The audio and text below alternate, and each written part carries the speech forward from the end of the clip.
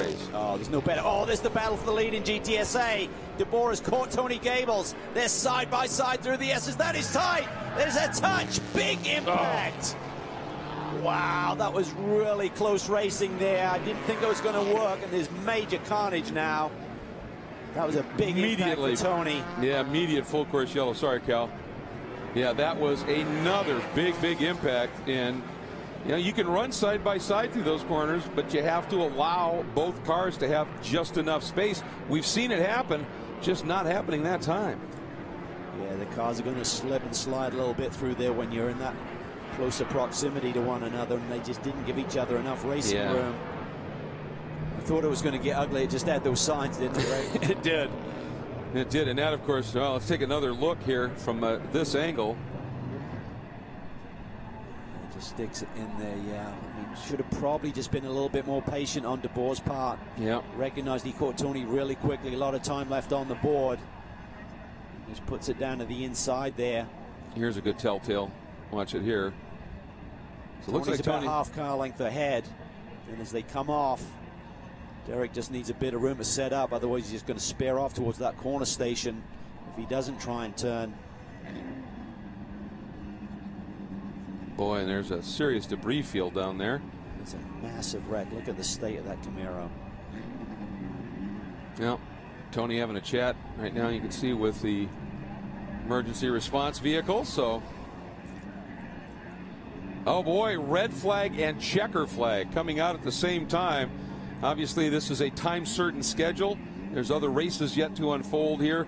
And apparently it was adjudged that the cleanup in that area, not just for the debris from the car, but again, moving those big K-rails, apparently they've decided that it's just going to take more time than is left in the window that we are allotted for this season finale for the GTS race. That's the best news, to see Tony Gaples out of the car. Sure, he's a little bit rattled, but boy, that's so good to see. Yeah, he was a little bit gingerly there, looking at his feet and his ankles, so hopefully he's okay.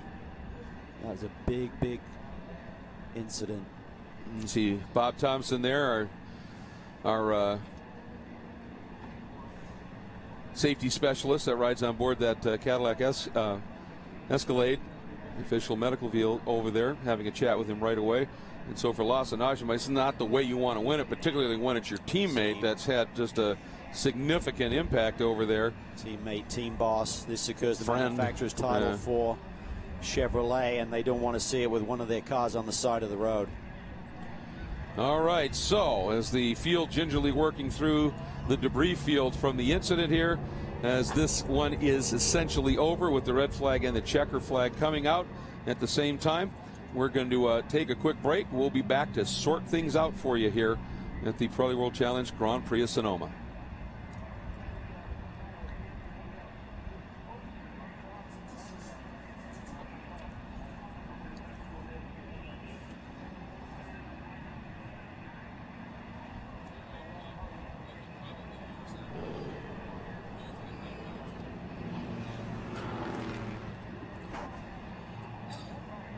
Okay.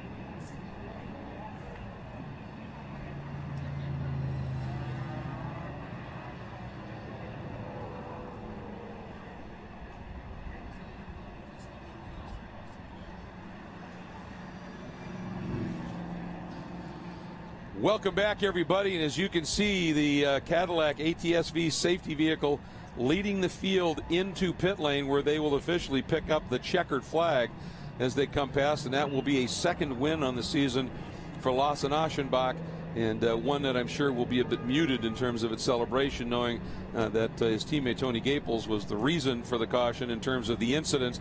But nonetheless, an important win, and an important win in terms of manufacturers' championship points.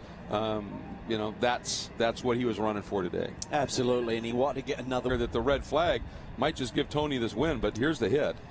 Yeah, it just looked like too close there, a very high-speed section of the racetrack. You got to be careful to try and go side by side there, and they hadn't really rehearsed it. I mean, Derek DeBoer caught Tony very, very quickly. He's got a very fast race car, but right at this point is a critical aspect there. There's just not enough room. Those S's really tighten up at that point, and when you get contact at that speed, you can see the consequences. Yeah, it was a significant hit, and here's the tails away angle of it here. there's really no place for either one of them to go. So you're kind of going into no man's land there. It funnels down there right at that critical part.